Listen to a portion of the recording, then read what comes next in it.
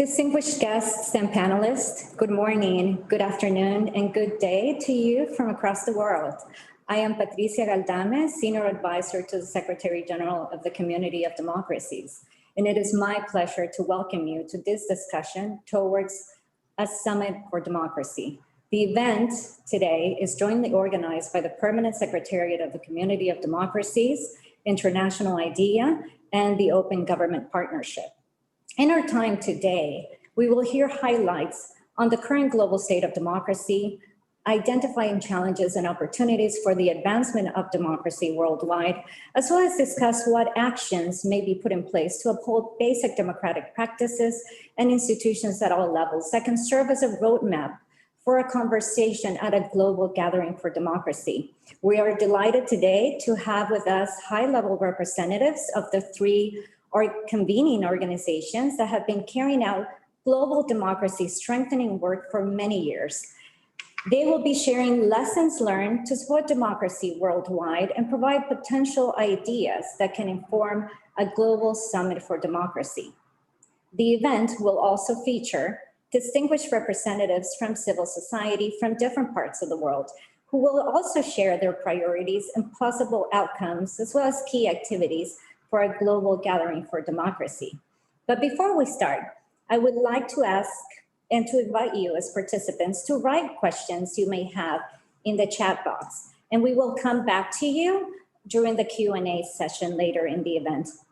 Also, to allow for more time for this fruitful discussion that we will be having today, I would actually like to invite you to read the speakers' full biographies by following the link that we will be sharing right now in the chat box as well. So without any more due time, allow me to introduce and invite our first speaker, Ted Picone, Chief Engagement Officer and a very close friend of the Community of Democracies, for a keynote on the first steps for a Summit for Democracy. Ted, I am turning to you. You have the floor. Thank you very much. Thank you, Patricia, for organizing us, and to the hosts of this event. It's very nice to see you all, Kevin and Tom and Joe, and all of our other panelists today. Well, what I'm going to try to do is to give some framing remarks about where we are at this moment in the kind of global democracy front, and come up with some guiding principles and goals, and then some specific ideas for what collective action among these democracies would mean in the form of a summit for democracy. So let me start by outlining just very briefly, what is the case for a summit for democracy? Why do we need it right now? And I think we know from a lot of evidence that's accumulating that there's no question we need a reboot of both national and collective efforts to strengthen and protect democracy from a host of both old and new challenges. And among them, I would cite a few: rising authoritarianism and even aggression led by China and Russia, including direct interference in electoral processes in different countries. Second, the rise of populist nationalism and the undercurrents of racism that are driving that narrative. A long-standing erosion of rule of law and human rights practices that we've seen and documented by many organizations around the world. And of growing concern, the negative role of digital technology in polluting our information space, which is the essence of liberal, pluralist democracy. So on top of those threats, we have a complicating factor, a very serious one, which is the impact of COVID-19 on the rule of law and democracy. The global pandemic has really underscored how much work democratic governments need to do to improve the delivery of public goods. We're seeing in particular threats around accountable governance, the states of emergency that have been imposed, the lockdowns, and the way those have been used as pretext to crack down on opponents of a regime. Access to justice for all, the ability of people to actually have access to fundamental justice services. Open government and anti-corruption efforts are being undermine the flow, the billions of dollars that are going through the system in emergency relief and economic support is ripe for all kinds of corruption. And then fundamental rights and non-discrimination. I mean, we've seen how the impact of the pandemic has made weak, more vulnerable sectors of society even in a more difficult situation. So the COVID-19 moment and crisis is really an opportunity not only to repair, but truly to build forward by addressing the root causes of problems that existed long before the pandemic. And I see it as an opportunity to, set new precedents and adopt new attitudes and learn from our mistakes. I think the Biden administration is off to a good start in articulating the core themes and principles behind the summit idea. It was something that Joe Biden as a candidate put forward and is very committed to seeing through in his first year or so of his presidency. And I think what we're hearing from senior officials is moving forward with humility about the United States' own shortcomings, and also to underscore the direct competition between the model of accountable governance practiced by leading democracies and the state-dominated and illiberal model offered by China and other like-minded states. Now, this kind of competition, the US cannot do alone. It needs to build common purpose and effective collaboration among democratic societies, not just governments, to prevail in this competition. They've been articulating that quite well, I think, and in the meeting with Prime Minister of Japan and in the outreach to Europe, you're seeing that effort underway. So the summit can help set the agenda for democratic renewal and mobilize the political will that's needed in this contest. So the question for me is now how best to go about it. Obviously, this can't just be a one-off, not a show. It needs to be part of a larger strategy to support democracy, human rights, and the rule of law. So what would that look like? So some core goals and principles for success. I feel very strongly, based on a lot of years in this field, that the focus has to be on the national and local levels. That collective action, if we get too caught up in what has to happen at the global level, we sometimes pull our attention away from what has to happen at the local level. And collective action will only work if it comes from strong democracies, stable societies that respect the rule of law and deliver good governance for their people. So thinking about how to move forward on some guiding principles, the United States and the other partners in this effort need to be open to learning from each other. And there's a lot of innovation out there.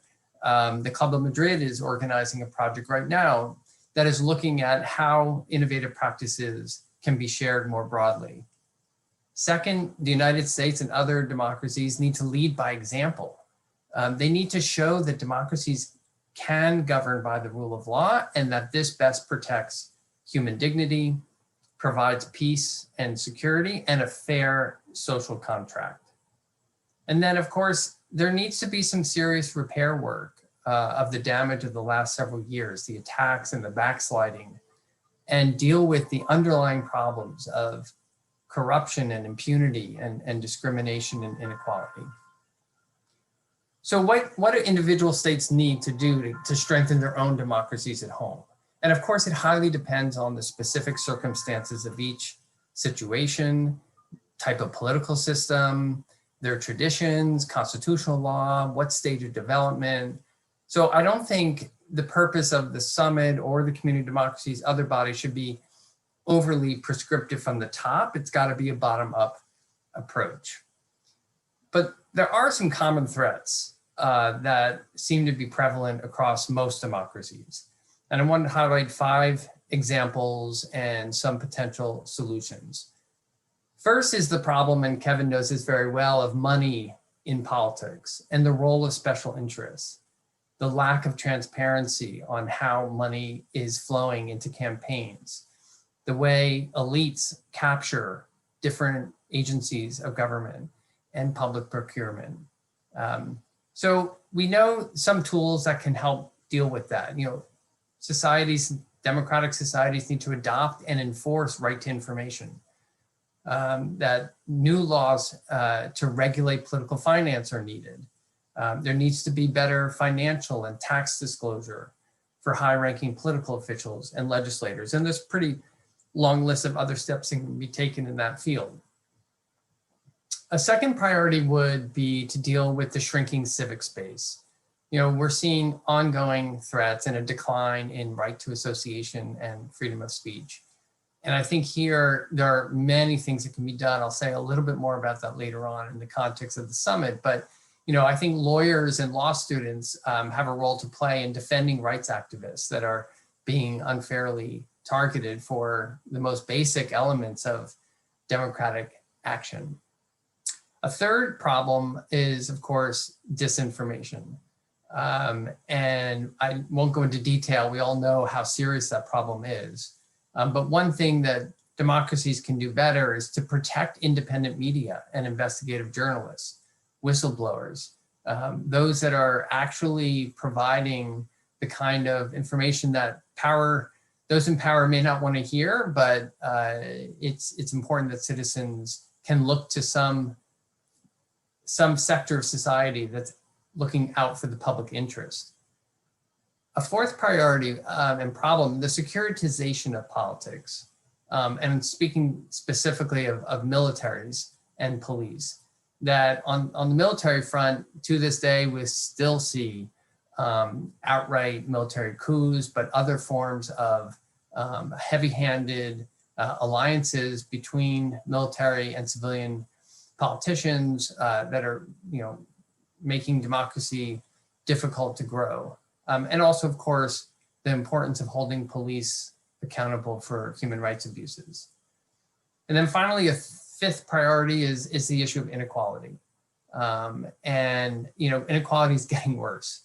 And the need for democracies to adopt more inclusive economies and politics, expand women's access to power and economic roles in society, and punish discrimination of any kind, whether it's sexism or racism, xenophobia, homophobia, etc. So that is kind of my short menu of things that have to happen at the local level and will make democracies stronger. Now, turning to the question of collective action, where does collective action by democracies matter? Number one, I think, is let's raise our ambitions here. I think there is importance to having a sense of we're all imperfect and we all can do better. And so the sense of striving forward is important. And to hold each other accountable to the commitments that have been made. And the Open Government Partnership National Action Plans would be one example of a way in which that can happen. Also, we need a sense of solidarity among democracies in the face of these onslaughts by autocrats. Democracy is hard. Let's lend a hand to each other. And it's not just about governments. Let's build a broader movement to support democracy with leaders from various fields, from the arts, from sports, from business, to support that cause. Collective action also matters when it comes to supporting small d Democrats. Human rights defenders on the front line are risking their lives every day for rights that we sometimes take for granted, and they need to be supported.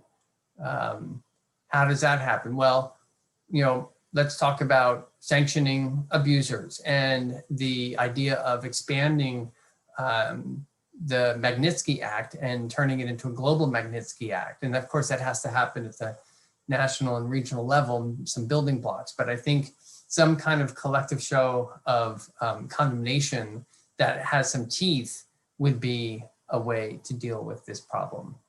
Of course, funding independent media is critical, and providing refuge to dissidents.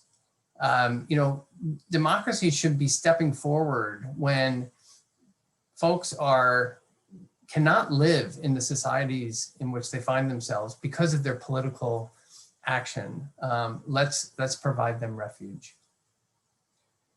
more broadly, and this goes to the point about the global Magnitsky, I think collective action could also revolve around developing out more tools to carry out both carrots and sticks when things go awry. But let's do it in a coherent and coordinated fashion. It will have much greater impact. And that means crafting some coalitions of the willing that are, customized to each situation. And we know from practice that this can be effective. At the UN Human Rights Council, we see efforts to build cross-regional coalitions to move the ball forward on specific cases and themes. I think you also need to shore up the collective response to cases where it's a flagrant violation of the democratic constitutional order. And those are taking different forms. We see the military coup in Burma, obvious case, rule of law backsliding in Poland and Hungary that the European Union is addressing in various ways. Or we see kind of the erosion of checks and balances that finally get to a point of no return. And those need to be addressed collectively. Or politicians that incite mob violence against political institutions. I think you all know who I'm referring to there. That's got to require some type of, at a minimum, condemnation of that behavior. And of course, there's systemic electoral fraud and the refusal to accept the result of free and fair elections. That will continue to be a critical area of collective action. And then, of course, there will be much more work to institutionalize a meaningful role for a diverse civil society at the multilateral level.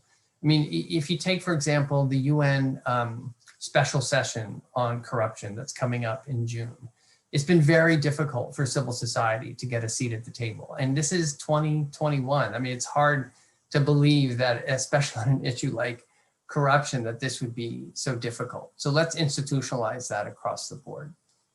So finally, what should a summit for democracy look like?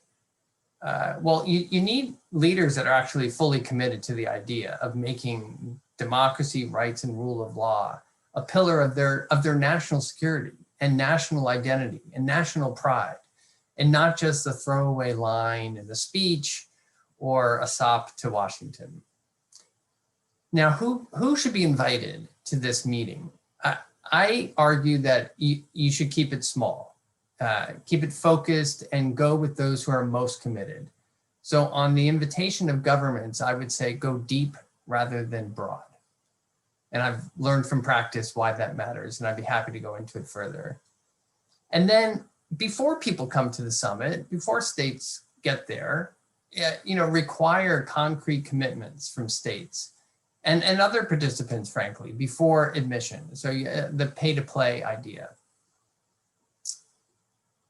Furthermore, I would require participating governments to consult with their own domestic civil society, both before, during, and after the summit. And in this front, I would go broad rather than deep, and make sure you include underrepresented voices that traditionally have not really been in these kinds of multilateral gatherings. It's a great opportunity to build a broader movement. And as host, the United States should lead and consult with more diverse civil society on who should be invited and what should be on the agenda. And it should include labor and business and religious groups and parliamentarians, legislatures, as key voices for inputs and outputs. And then finally, a summit, I think, should make a special effort to call attention to the small d Democrats I referred to earlier in the hardest places, in Belarus, in Myanmar, in Hong Kong, in Eritrea, in Venezuela. Let's make sure that their voices are heard and that they get the support that they need going forward. So thank you all for listening to that long menu and list of ideas, and I really look forward to the conversation. Thank you, Ted, for your presentation.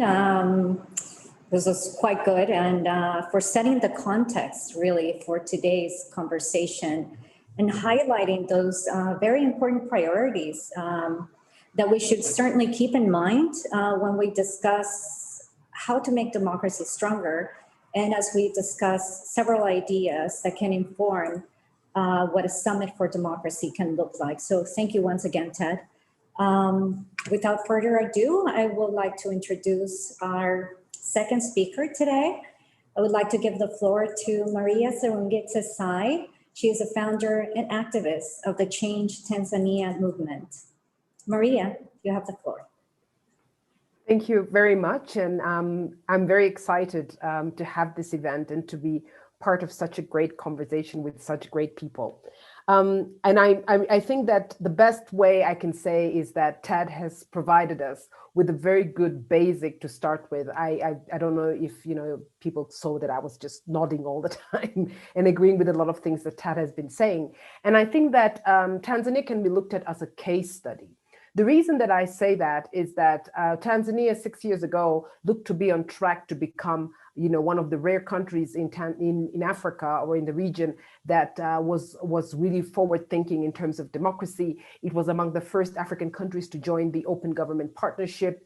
So that was, all the great signs were there with quite a vibrant media and opposition. But what happened in the past 6 years with the Magufuli administration was that all these early reforms that looked to be reforms that used to be as a good way forward suddenly were rolled back. And that is because the problem is systemic. And I really appreciate what Ted talked about, that what we really have is we oftentimes have a nice veneer that looks very nice. We have got very great sentences that people put forward, especially politicians, but there's very little systemic change.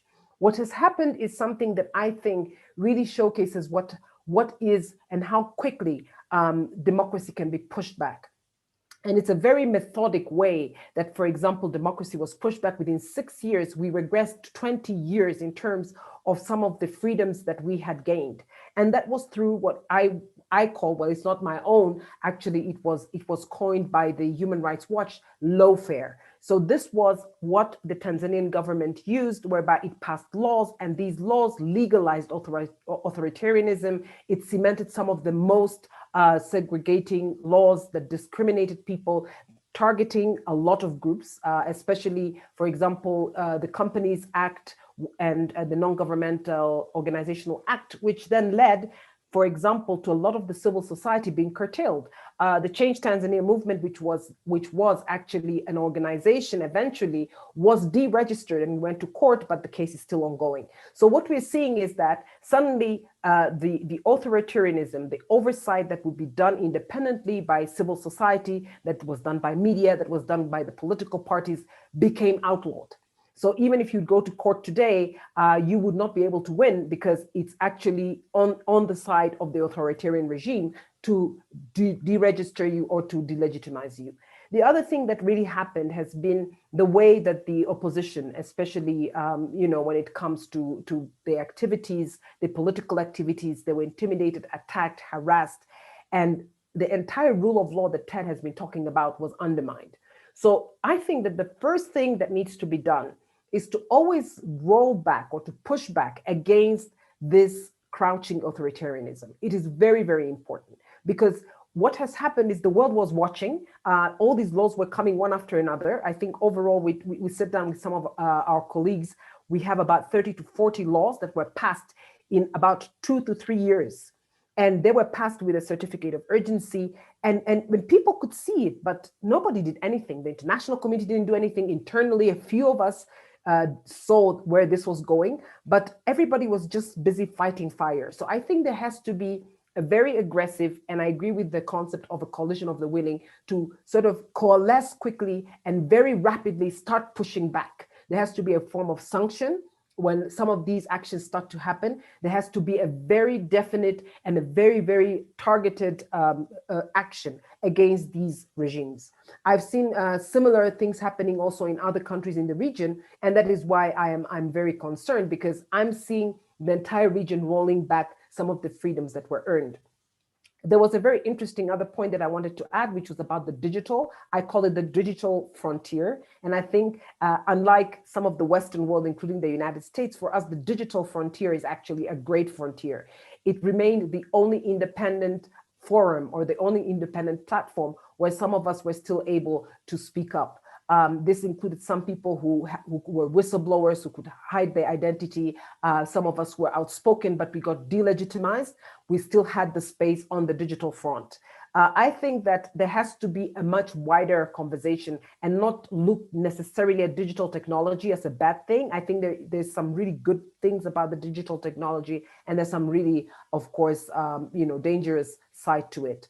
I think also the fact, and talking about COVID, of having in Tanzania this digital front, the COVID-19, I'm sure some of you have heard, pandemic has been basically denied by Magufuli himself and his regime, with following his death. And right now, the current president, Samia Suluhu, is saying that there will be more looking into the COVID situation, but still little action has been taken against COVID-19.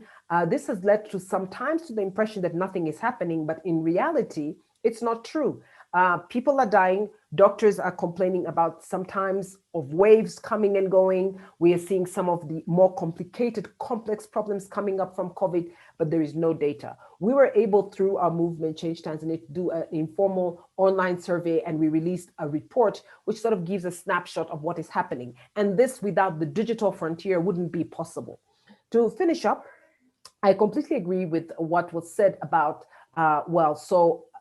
Ted, I think, used the word, the small d Democrats, whether you would call them that or the human rights defenders. I call them active citizens. I think some of us became activists not because we wanted to. We have a day job, we have businesses that we run. I'm in the media. Of course, my media has been suspended twice by the government, but nonetheless, we do have our own way of doing business. The biggest problem that happens is that these active citizens who sometimes come forward and try to push back against authoritarianism are not looked upon as an institution. The minute you're delegitimized, it means you don't have a platform to engage or to do anything. So that's why we're left with the digital frontier. These are people that definitely, I believe, movements can be built, resources can be tapped. And I think that the Summit for Democracy has to definitely keep this in mind. We cannot always operate, especially in repressive environment, through very stiff infrastructure or institutional structures. So I think that is very important. Accountability, to finish up, is the most important. What we saw atrocities during the 2020 elections. Scores of people were killed. Many more have been imprisoned. Some few hundreds are still sitting in prison, or they're out on bail, but they've been accused of some of the most ludicrous crimes. And what has happened is nobody has been held accountable. The country right now is on the path feeling that there is a chance for reform. But if people who have been behind these atrocities, and it is not one person, was not John Magufuli himself, but there was a whole host of enablers and implementers, if they're not held accountable, this is going to fester. And there has to be a mechanism, and I completely agree with Ted, whereby some of these enablers are targeted, whether it's going to be through a global Magnitsky Act or through individual countries act, but it's very important. Because just to finish up, I think the Summit for Democracy has to reflect the spirit of democracy, which is government of the people, by the people, for the people. It has to be bottom up. It cannot be a meeting of heads of states trying to push down an agenda, because as we saw in Tanzania, then you have got democracy as a favor and not as a right. Thank you very much. Thank you, Maria, for those very important insights that you provided, and bringing really that case study of Tanzania. I think you mentioned, and I think it's important for all of us to remind ourselves that we need to keep that constant watch, monitor, and look closely to those early signs of decline of democracy, and be ready certainly to take action and be more proactive and push back against authoritarianism. So thank you once again for your remarks. Now, I would like to introduce our next distinguished speaker and a very good friend also of the community, Kevin Casazamora, Secretary General for International IDEA. Secretary General, you have the floor. Thank you so much, Patricia, and thank you also very much to Secretary General Tom Garrett and the Community of Democracies, as well as to Joe Powell and the Open Government Partnership for organizing this event with us here today. And I'm also very, very glad to see my fellow panel members representing the Change Tanzania movement and the Natural Resource Governance Institute. And also my dear friend and old colleague, Ted Picone. It's wonderful to see you here and as sharp as ever, as we can attest.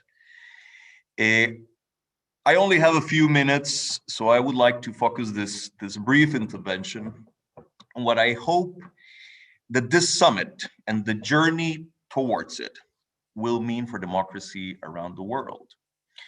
And first, I want to emphasize that what I would like to see is a summit for democracy and not a summit of democracies. And this is a very important distinction, both because we can't afford to get lost in discussions about the participants list, but also because I think that this summit, and this has been mentioned already, needs to include more than just governments. Otherwise, we risk turning the discussions into geopolitical wrestling matches with little impact and little bearing for democracy on the ground. And this is why I would like to see an inclusive summit where other stakeholders such as civil society, academia, the media, but also, and this has been mentioned already as well, also those defending democracy in the trenches in countries that are not democracies can be represented and heard. So once again, if we are serious about turning this event into a pivotal point for democracy, it can just be a summit of democracies. This said, this summit and the road towards it won't have a lasting impact without an agreement and a clear action agenda based on the simple question: what do we need globally to better protect democracy? If you ask me, 4 things are needed. First of all, we need a sense of urgency about the global predicament of democracy and a sense of humility about the task at hand. The trends about democracy are unmistakable, and I won't repeat them here.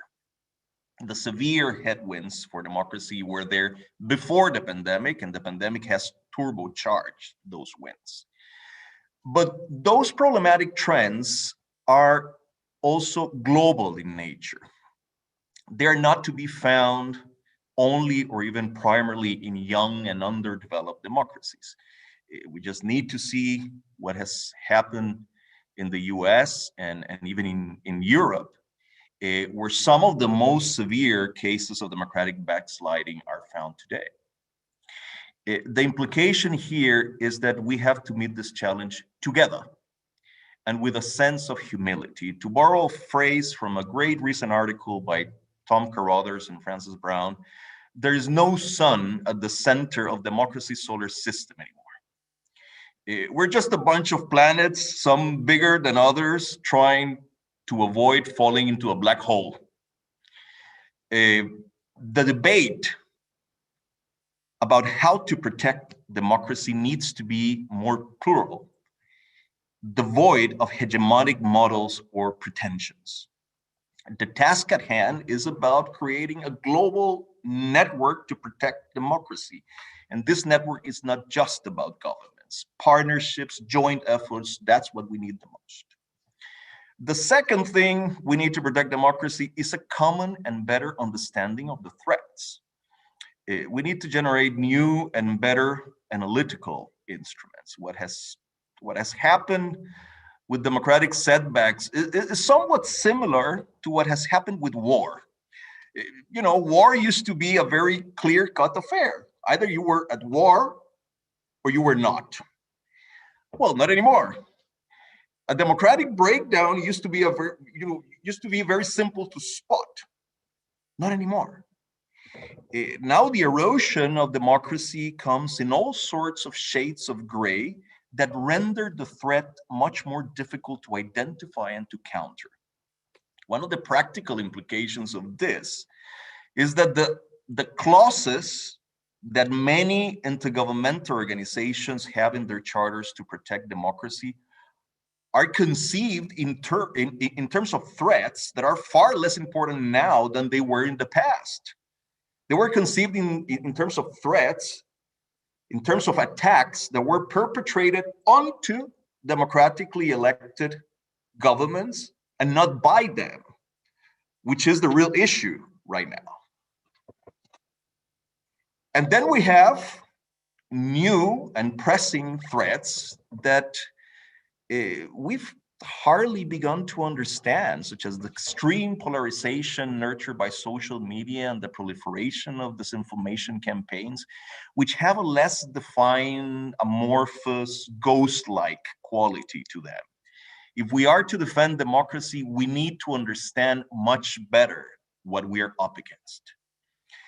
The third thing that we need to do is put the governance agenda at the heart of public debates and equip democracies to solve problems for people, particularly when faced with big crises.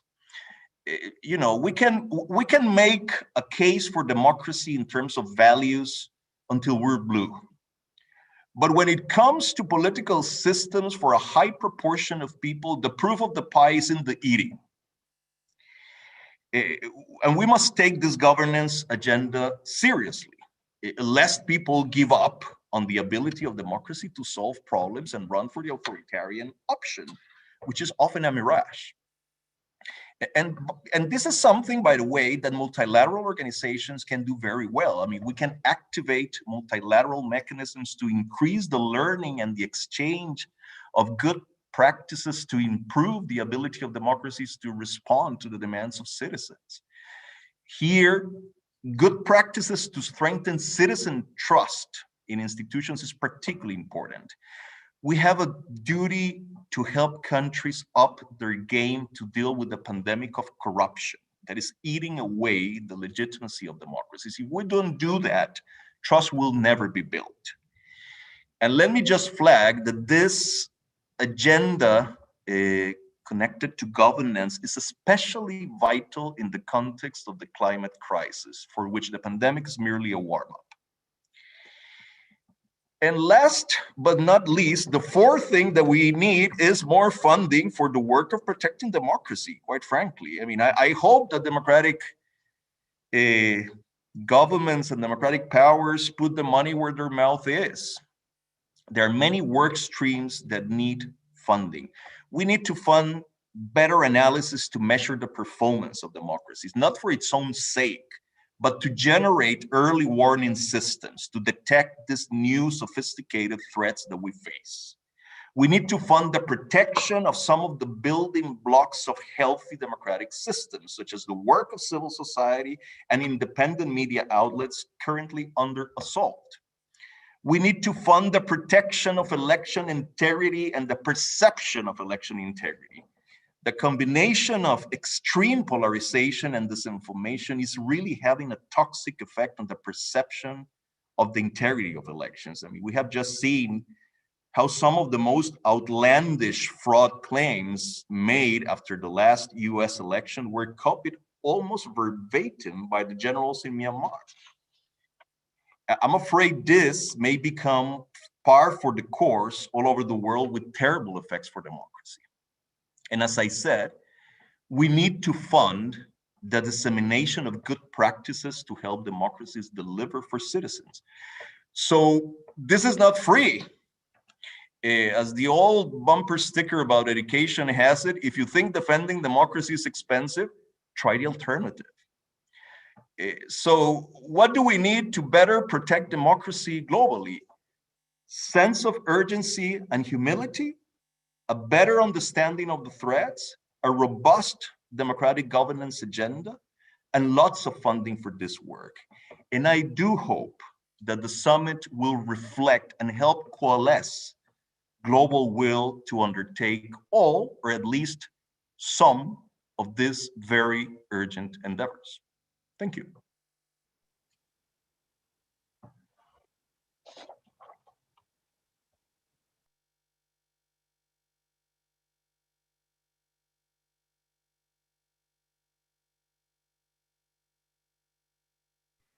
Patricia, you're muted.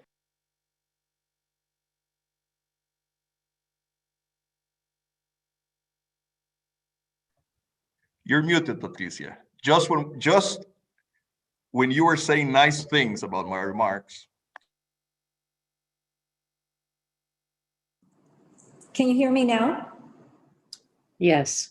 Oh, wonderful. Sorry, some issues with technicalities here. My apologies.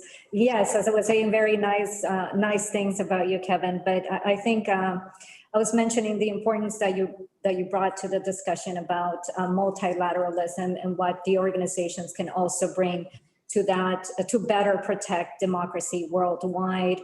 And also the better understanding that we still need to have about those threats to democracy, having the robust democratic agenda that you mentioned. And I think a key element to everything that we're speaking today is the funding that needs to go certainly hand in hand to protect democracy. So once again, thank you for those words. Now I would like to turn to Sunita Kaimal. She is the President and Chief Executive Officer of the Natural Resource Governance Institute. We will hear from her some very important civil society perspective on this issue. Sunita, you have the floor. Thank you very much, Patricia. We are, of course, all here today because we recognize the potential power of a global gathering on democracy. But as others have said, I think we all have questions about the what, the agendas that are really needed to advance, to bolster democracy in this particular moment. But also the how. What is the process for actually putting those ideas into action? On the what, we really cannot silo the summits. We will have the greatest impact if we can identify and focus our collective energies on issues that bridge multiple summits. The magnitude of the challenges we face, of course, demands that we don't talk about summits just as ends in themselves.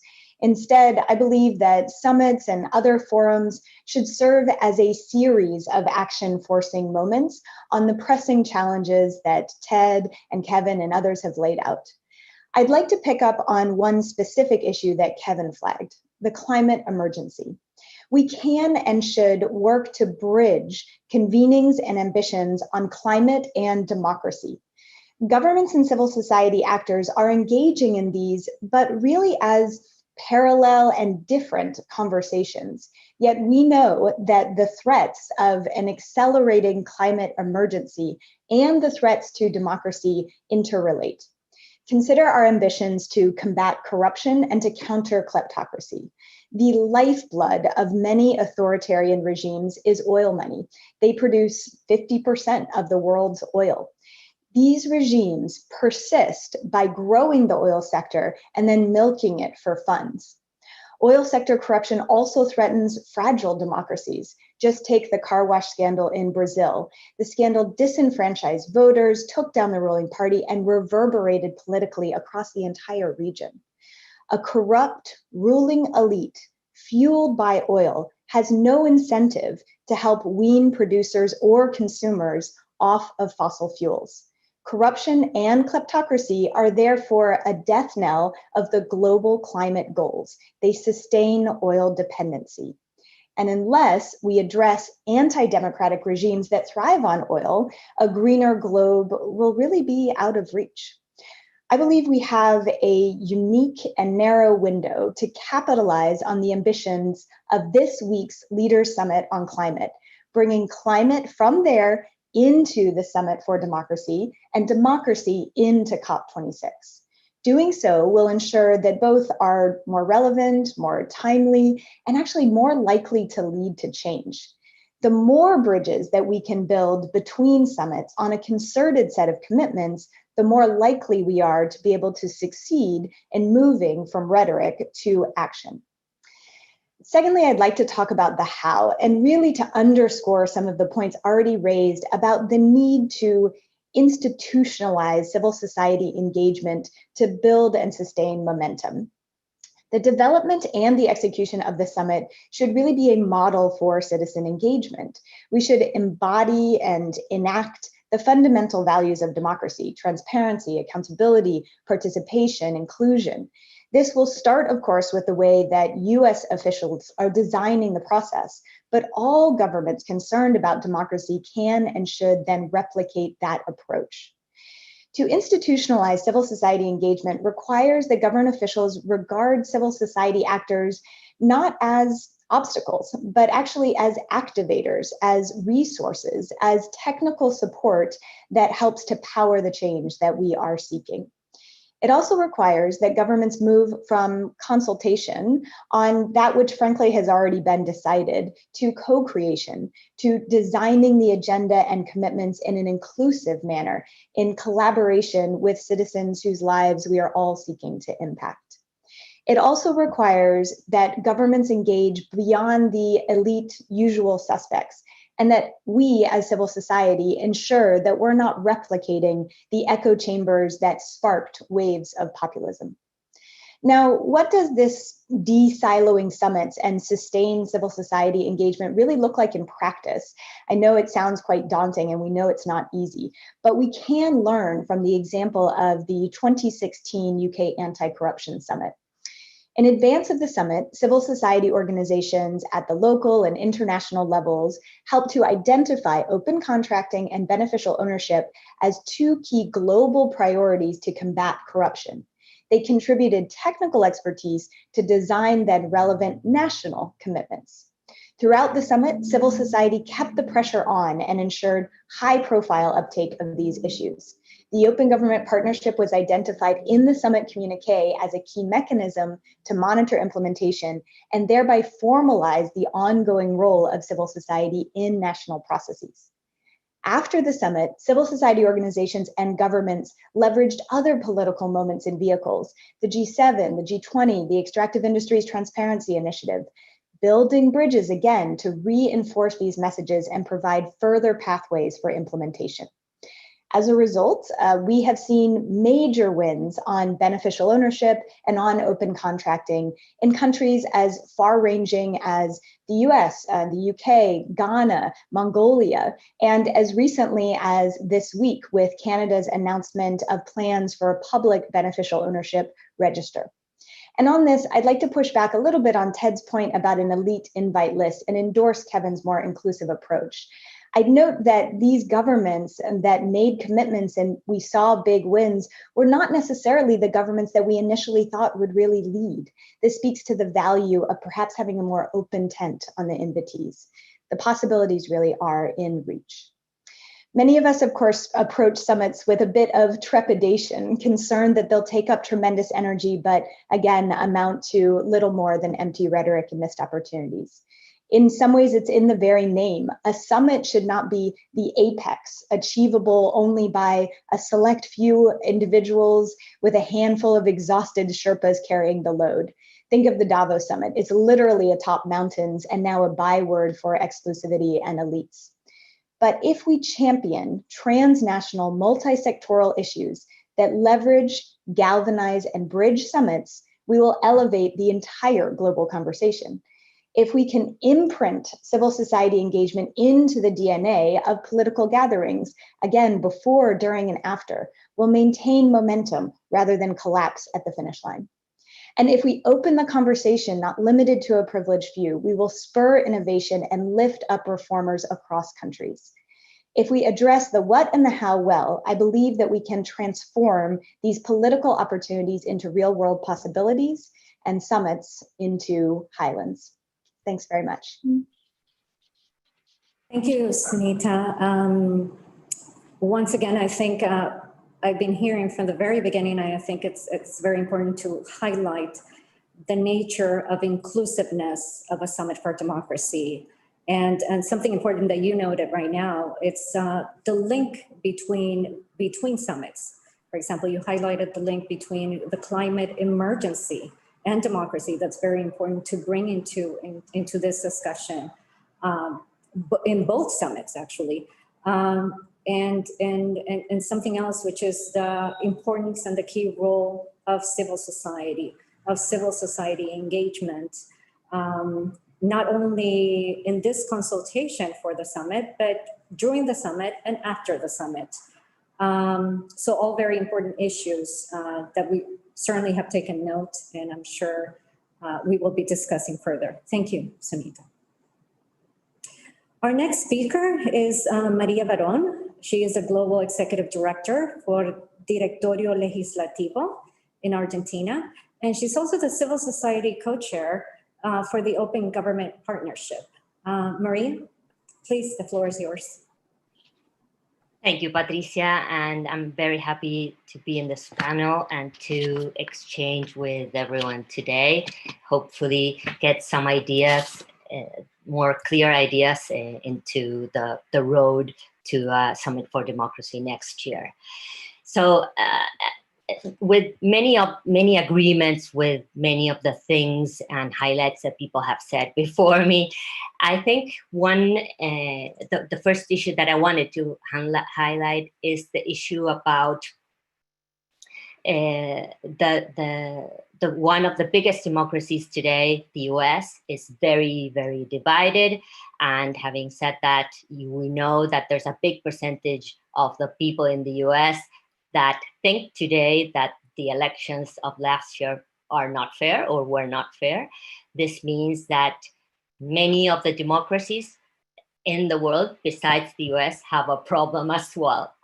And we see it every day. We see that we are living in an increasingly very polarized world where if we see the measurements of the approval ratings of the heads of state, we see the negatives and the positive measurements very at the very ends, so very high in each of the ends. Some of the groups that have developed ratings have developed what they call hate ratings, where they measure the dislike and what they don't like about the opposition parties or the different positions that there are in specific countries. So this to say that we are living in a world, I think, or we think in our internal debates, that we label ourselves all the time. It's a world where it's divided between us and them. So we're either right or left, or we're populist or non-populist, or we're pro or con regarding specific issues. And these idea of dividing ourselves also goes into not only the issue, but judging the person that holds that specific position. And so that on one hand, and on the other hand, a lot of demands from the communities, from the different countries that need to be addressed and delivered. And so this is a world in a democracy that needs to be rethought or renewed. In something that we always say in an internal debate as well is looking into the debate next year in April or whenever. So what does democracy bring to the party? What democracy brings to these people? And so we don't have, of course, none of us has the crystal ball, but I think one of the ways forward is something that was just said, and not because I'm a fan of OGP, but because I think it's an interesting way of going forward is the work that has been done towards dialogue and towards partnership and towards stitching and sharing concepts and trying to bridge the different ideas from one side to the other. Instead of hating each other, let's bridge. So there are a lot of groups and a lot of thinkers putting time around this. And I think the efforts that OGP can bring with its experience, I think it's really, really valuable. And to sort of sort the discussion around the puzzle of democracy. I think you know that the government of South Korea and myself had the steering committee of OGP during 2021, and we have expressed our 3 pillars of priorities that revolve around the first, around civic space. Many of you have already expressed their concern about civic space. So we are trying to highlight the will and the efforts of the different governments to address these issues. The second one, and I think Ted mentioned it, is about corruption, and within corruption, the issue about money in politics is really, really relevant. And third, the digital governance around the different standards and rules that there are in the world around this. And in order to put this into action and to deepen sort of the priorities that we have this year, and this year specifically with so many problems that we're having and so many backlashes, we're asking with the government of Korea as of last month to sort of what we call the call to action. And this call to action is asking the government specifically to raise their bar a little bit, raise their ambition during this year of so many debts and demands that we have from our different communities, and raise their hands and do more in a way to address these 3 pillars. What we're asking specifically is come to during 21 to 21, if you are co-creating this in your action plans in your different countries, or if you're not, raise your ambition as well and come up with a commitment without a specific plan, but come to the end of the year where we're meeting and trying to gather as many heads of state as possible in the Summit of Korea, which will be in December, with the implementation of creative ideas to showcase and share the world with what you would have done. And so so in a way, the efforts that the ideas of what ideas were implemented. So at the heart of this, of course, is I think the most beautiful thing about OGP, which is the idea of co-creation. So to bring the different views from different parts of a specific country at the local, really local level, or at the thematic community that really works on specific things, to try to address those demands that are there, like everyone said, before the pandemic, but are really in an emergency state today. So I think if looking into the possible summit next year, if this idea of bridging, of co-creating can be brought, I think OGP can be of a really interesting way. Of course, it's not a perfect initiative that was started in 2011, but maybe things that weren't working and that work now, I think could be brought there and add to the discussion about how to deliver democracy better to the people that are in the different countries, especially the people that need it most now. Thank you. Thank you, Maria, and thank you for your views and noting once again the importance of dialogue, the importance of partnerships, and issues that certainly need to be addressed, such as civic space, digital governance, corruption that has mentioned even before by most of our speakers, and also the idea of taking into account or considering, looking at possible bridges and a co-creation, which is something that, of course, OGP does so very well between governments and civil society. Now it is my pleasure to introduce and give the floor to Joe Powell. Joe is the Deputy Chief Executive Officer for the Open Government Partnership. Joe, the floor is yours.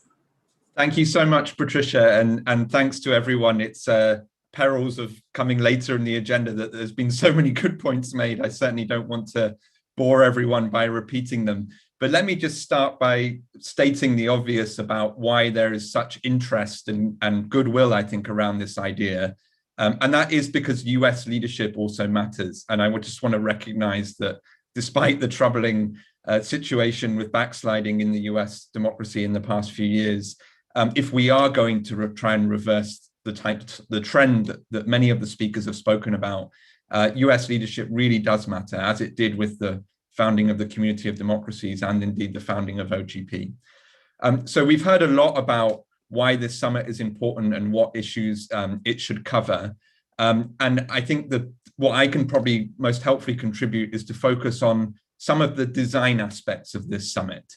And if you imagine in your head what comes to mind when you hear the phrase head of state summit, there are probably flags and handshakes and speeches, and Kevin, you have great flags. It's no offense to your flags. And you have a dry, high-level communique watered down to the lowest common denominator, maybe some civil society side events, and maybe the odd diplomatic disagreement. But generally, everyone goes home comfortable and happy, and then generally very little changes. We cannot afford a summit for democracy that repeats this outdated approach. So instead, I'd like to suggest how to design a summit for democracy in a very different way so that it actually has a chance of helping turn the tide on democratic backsliding. And to do that, I just want to suggest 4 simple design principles that can put this summit on a path for success.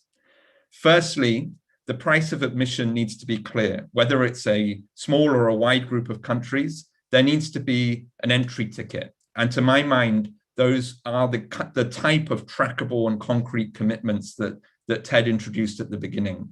So for example, where we have small groups of countries who have been leading on issues like open contracting and procurement reform, or like beneficial ownership, as Sunita mentioned, this international summit could help be a tipping point for those. So taking some of these innovations and expanding them to more countries.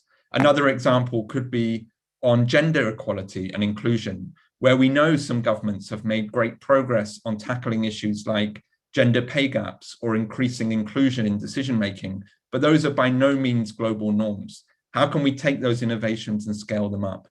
A 4th area might be civic space, where, as we know, there have been a proliferation of attacks on basic freedoms and crackdowns on civil society, worsened even further by the pandemic.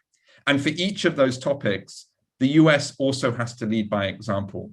So with humility, for example, implementing the new beneficial ownership rules that were passed just a couple of months ago, or restoring and repairing the Civil Rights Unit at the Department of Justice. But what those commitments look like also matters. They need to be smart. They need to be trackable. There ideally should be a pre-summit review and a feedback mechanism to countries before they come to the summit. And afterwards, they should be embedded with concrete milestones for implementation so that collectively our organizations here can help to follow up and provide support for that implementation. I would even suggest that there is a commitment registry, an open data registry of summit commitments to help with tracking and uptake that can be made interoperable with commitments made at all of the other summits that Maria and Sunita mentioned.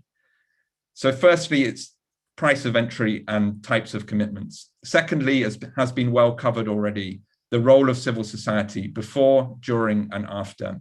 I think it's critically important that there are pre-summit national meetings between invited governments and domestic civil society to discuss and even co-create what the head of state comes to announce. And many of us on this panel can offer support around that. And then similarly at the summit itself, civil society should not just be in the side events, they should be in the bilaterals, on the main stage, and together providing recommendations to leaders, and particularly hearing from younger leaders and emerging leaders who are working on democracy in the countries that attend. And there should also be support for civil society afterwards to play a watchdog role so that these commitments are actually implemented, and even to work with governments on implementing them. So that's the second point on civil society. The third point, I think, as Kevin mentioned, we need to think about the follow-up now. This area of work is dramatically under-resourced. So if we're thinking about implementation support now, that means USAID, for example, thinking about how it can align its programs at the country and thematic and global level with the topics being addressed by the summit, whether those are anti-corruption reforms, civic space reforms, or countering authoritarianism. Similarly, when the summit takes place, it shouldn't just be the US agencies that lead on foreign policy at the table. We should have the Access to Justice team, for example, which used to do such great work in the Department of Justice and should be, I think, reformed.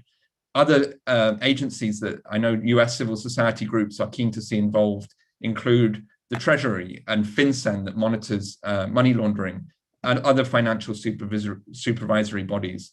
All of them have key portfolios around democracy and anti-corruption, and they should be at the table too. So that's the third point on thinking about the follow-up now. And then finally, as has also been mentioned by others, this summit should not be seen in isolation. We have a G7 coming up in June, where there is a focus on open societies and some specific anti-corruption reforms that the UK is seeking to push forward. A G20 hosted by Italy, which will have a new anti-corruption plan, the UN Special Session on Corruption, the COP, Community of Democracies, and so on, the OGP Global Summit. These all need to link together as part of a roadmap of related summits that reinforce each other rather than fall into the types of silos that often happens. And certainly at OGP, we want to help be that connective tissue across these different events and therefore supporting on the implementation. So that's the fourth point on connecting across. So in conclusion, if we want to design this summit in a way that actually leads to success, that gives it a chance of being a successful summit, the choices we make now are really crucial. One path will lead to a traditional multilateral summit with low ambition, very little chance of meeting the moment in terms of the crisis of democracy that we've been in. Another path leads to something that can be a real launch pad for actions that begin to herald in a better era for more open democracies fit for the challenges of our time. And that's the path I think we must take. Thanks. Thank you, Joe. Certainly for those thought-provoking ideas and kind of bringing together some of the discussions that our earlier speakers have mentioned, including the importance of concrete commitments in going into the summit. The idea of an open registry of summit commitments, I think that's a wonderful idea. And once again, highlighting the very important role of civil society before, during, and after the summit, thinking about the follow-up of the summit, and also important, the connections or the building bridges, looking at this summit not as a standalone event, but rather linking it together with other global summits that have been mentioned before. Once again, thank you, Joe. And lastly, but certainly not least, let me introduce our final speaker, Thomas Garrett, Secretary General of the Community of Democracies. Secretary General, you have the floor. Thank you very much, Patricia. And I just want to say, although I am the last speaker, it's been a real pleasure to hear ideas about a summit for democracy from my friends and colleagues on the panel. And I especially want to thank Ted Picone, who has worked on democratic solidarity and civil society protections for so many years, for setting the stage for our discussion today. The health and resilience of our democracies depends on our ability to address challenges and also to take advantages of opportunities. And I think we have heard great ideas today for both paths at a Summit for Democracy. Candidate Joe Biden first mentioned the concept of a Summit for Democracy a little over 1 year ago. And he stated the idea of a summit as being meant to renew the spirit and shared purpose of the nations of the free world. Today, I think in our discussion, we've looked at how that spirit could actually be renewed and what would be the practical outcomes of finding again a shared purpose for democracies. Let me just mention a few ideas that I've had, some of which have been raised by my colleagues on the panel already. First of all, I think the goal of democratic solidarity being strengthened should be an important outcome of the Summit for Democracy. I know that there are some that have questioned this goal, saying that this will just create divisions between the free world and the rest of the world. But I disagree with this criticism. There are issues like the pandemic or climate change, which don't limit themselves to political boundaries. For things like that, we always are going to need universal membership bodies like the United Nations. But I do think democracies can act in solidarity on these issues as values-based coalitions within these multilateral bodies. As one example, I think membership in the UN Human Rights Council. Obviously, that should include countries with strong democracy and fundamental human rights records. Within the Council, I think democracies united across regional boundaries can isolate any of these authoritarian regimes that find their way onto the Council and use their place on the Council to undermine the credibility and effectiveness of the body from within. Authoritarian governments have been increasingly successful in the expansion of autocracy and in contrasting their model, a different model of governance, against democracy. And it's been to the detriment of their people and to people all around the world. And so if we are to ensure democracy is strengthened, democracies together need to counter this narrative. And I think we need to confidently present the democratic governance model as not perfect, as one that is needing constant correction and watchdogging. It's still the one system that most effectively preserves human rights and meets citizens' needs. I'd also like to touch on one other thing, and that is the challenges facing society clearly require today a collective and unified effort from all democracy stakeholders. And this was highlighted in the UN 2030 Sustainable Development Agenda, which emphasized the need for inclusive partnerships and for governments with civil society, with the private sector, to work together to accomplish these important goals. And even though democracy is not mentioned specifically in the agenda, working together collectively in solidarity, I think democracies can lead on the 17 Sustainable Development Goals, and they can ensure meaningful progress in human rights and democracy.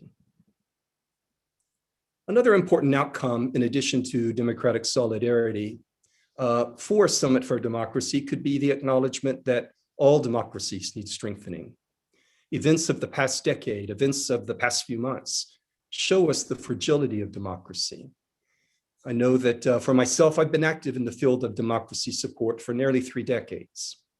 And I know that originally we always used to view democracies on the one hand as established and consolidated, and on the other hand as beginning transition or as electoral democracies.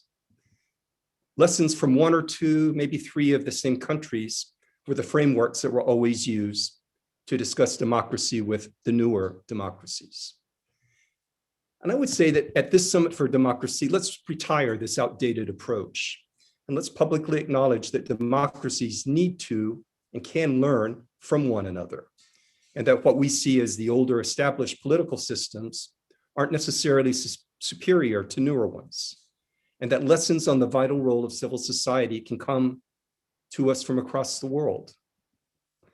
So even as the summit acknowledges the fragility of democracy, as we've seen in the United States, it should also celebrate the resiliency of democracy, as we also saw in the United States recently. And we see that around the world. Democracy everywhere is pushing back, not so much through its governmental leaders, but through citizens who are taking to the streets around the world. The late civil rights leader and US Congressman John Lewis said, democracy is not a state, it is an act. And each generation must do its part. And I think we see this happening, and it's changing the dynamics all around the world. People power is winning in some places, and it's paying a very high price in many others, but nowhere is it giving up.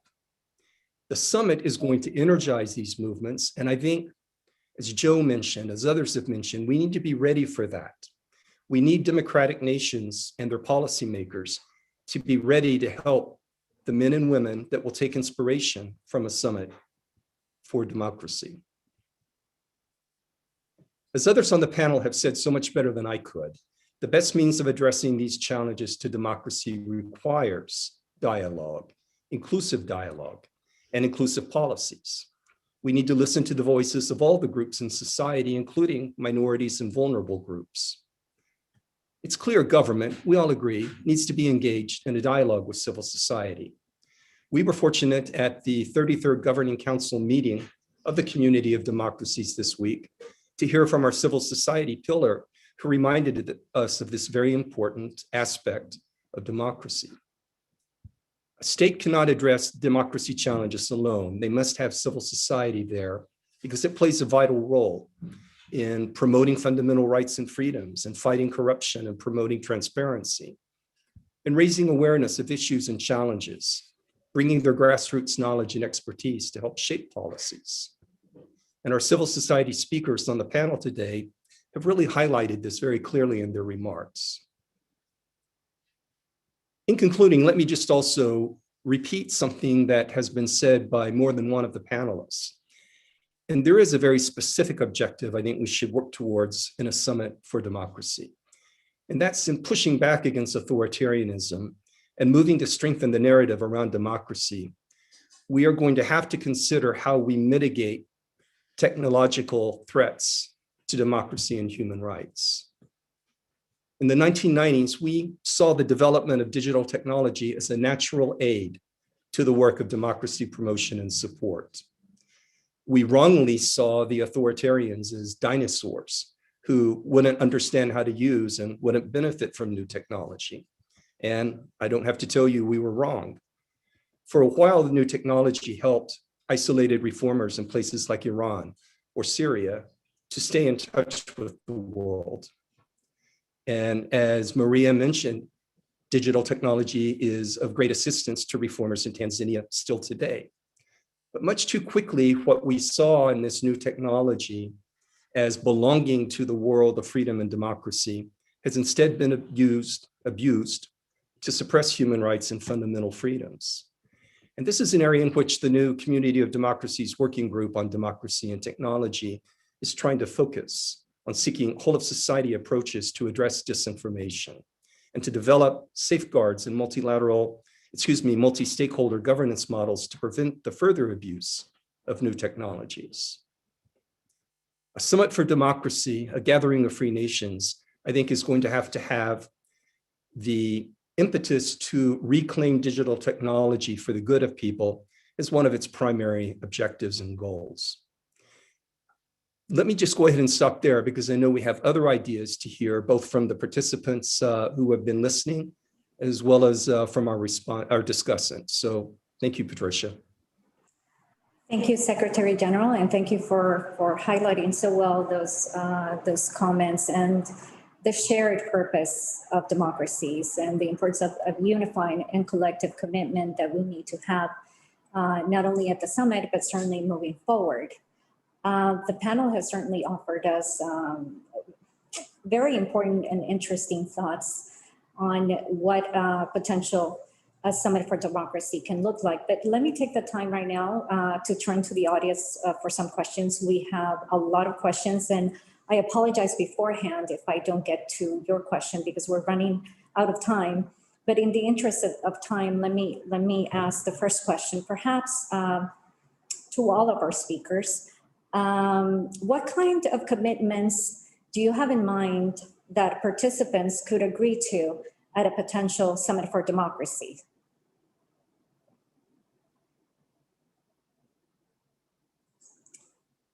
And again, it's a question for any of our speakers.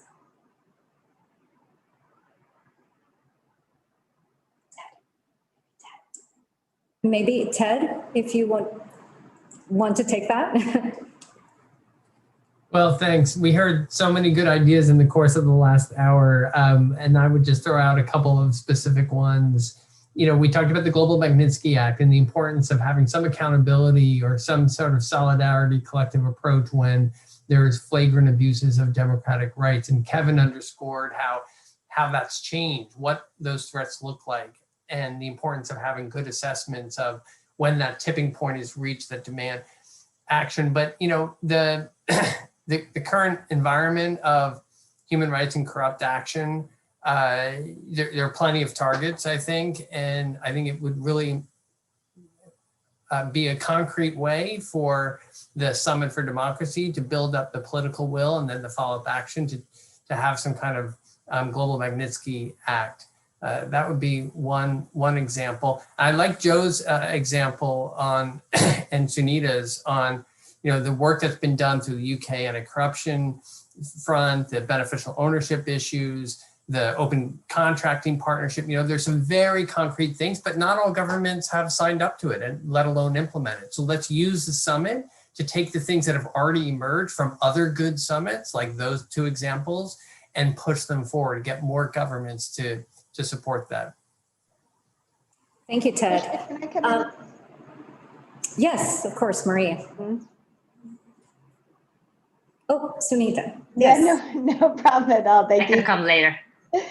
Thanks very much. And it's a great question, because I think we need to really focus now on the concrete opportunities for commitments. So picking up on the ambition of joining together the work around climate and the work on democracy, I think there are opportunities for commitments on how we reduce corruption-related obstacles to decarbonization and to green growth in the fossil fuel producer countries. So what that could look like, for example, is transparency around the transition. So fossil fuel producing countries could commit to disclose and analyze data on capture and corruption risks, on subsidization, on economic exposure and resiliency to energy transition impacts or carbon intensity. We could also see opportunities to raise the bar on better governance around the critical mineral supply chain. That could be stronger supply chain standards or investing in governance and anti-corruption in mineral producing countries. And then, of course, as Ted said, I think beneficial ownership, transparency, and screening is a great opportunity. There is some global momentum here, but we could reach a real tipping point on that front. So just a couple of ideas. Thanks. Thank you, Sunita. And Maria, I believe you wanted to speak. Yeah, thank you. Just to add to the list, if this is a wish list. So I think first, two things I would say. First, so the governance of these commitments, because otherwise it's like up in the air. So I would like this to become sort of a strong coalition of governments that really raise the bar and lead by ambition or lead by example. And so by that, I mean two things. The first, like going down and grounded into specifics. The first is the international sort of view, and the second one is more the domestic. Because today, for example, in the priorities that we have with the government of Korea, it's very difficult for the co-creation of commitments between civil society and governments to co-create or to come up with commitments that are at the core of the problem with the relationship between both the government and civil society organizations. For example, a country that is, I don't know, killing journalists, they won't do a commitment related to protecting journalists. So we need the international commitments of the democracies that really take this seriously and create a coalition, a community, or a collective action to protect, in this case, activists or whatever is the need from a specific country. So the international view of the coalition or a possible coalition that could be created this year. And then if we can add one other thing to this list is the idea of, I think someone mentioned it earlier and I did too, about the money in politics. Not only the regulations that are needed for that, but the implementation or the correct implementation of those regulations that need to be passed or need to be in place in any of the countries. And for that, we need the international force, muscle, or effort from other countries rather than, or to push the governments that are not doing that. So domestic and international. Thank you, Maria. And if no one else has a comment on that, I want to follow up with another question, perhaps the last one. And once again, we're running out of time. Kevin. Kevin, Yes, of course. Real quick. Please. Well, I mean, there are all sorts of possible commitments, and some of the most important ones are about strengthening financially and otherwise, in terms also of political support, multilateral mechanisms that are already in place. I mean, I mentioned in my remarks that some of the most effective ways to spread, to disseminate good practices of democratic governance, good practices that would help democracies to deliver better, are done through multilateral organizations, places like the OECD, even the OAS, where I spent, a few years. I mean, this is the kind of thing that can be scaled up and can be strengthened. And also the multilateral mechanisms that exist to not to protect democracy. And here I'm thinking again, I mean, coming from the Americas, I'm thinking of things like the OAS special rapporteur on freedom of expression and freedom of the press, the Inter-American Commission of Human Rights, that they're always teetering on the brink of insolvence and subject to all sorts of political attacks. Well, those mechanisms have never been more important, more relevant than they are now. So a lot of what we need to do can be do through the mechanisms that are already in place, and commitments to bolster them up are of course welcome. Thank you, Kevin. Would anybody else like to speak at this moment? I wanted to thank you, Patricia, and thank you, Secretary General Garrett, for putting this together. It's been extremely illuminating. And I wanted to have a chance to do a few minutes of response from the United States so that folks have an understanding of where we are. I think folks know that we're very nascent in our approach. We very much want to include civil society in our discussions. We want to include private sector, of course. There are a number of ideas that you threw out that we agree with 100%. Firstly, from IDEA, yes, a summit for democracies. That is very much where we're at. And one that is led with humility. The president likes to say we should lead by the power of our example. And the power of that example is also having a price of admission for ourselves, which means domestic and internal commitments that strengthen, our own democracy with, some humility about what the last few years have been. I wanted to speak to Maria's point on digital. Yes, it's extremely important that we deal in this summit with both the positive side and the negative side of what technology has brought to us. We very much agree with the notion that we should be bridging to other events, the G7, the G20, things that happen in the UN, the Community of Democracies, the OGP. This is not seen as sort of, the one thing, but hopefully it will be an incubator for all of the organizations. And in particular, I think organizations that have the sort of co-creation impulse that OGP has, which I think is a great model for us to all think about as we come to the summit. There is a lot to talk about, and I don't have the time to really mention everything, but I want to thank all of the panelists for your presentations. They're extremely useful, and you will see much more from us in the coming weeks and months. Thank you.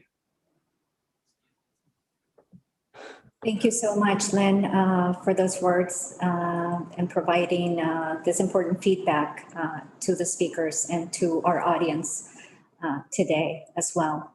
I think we have ran out of time at this moment, but I would like to once again thank our distinguished speakers today and participants to the event towards our Summit for Democracy.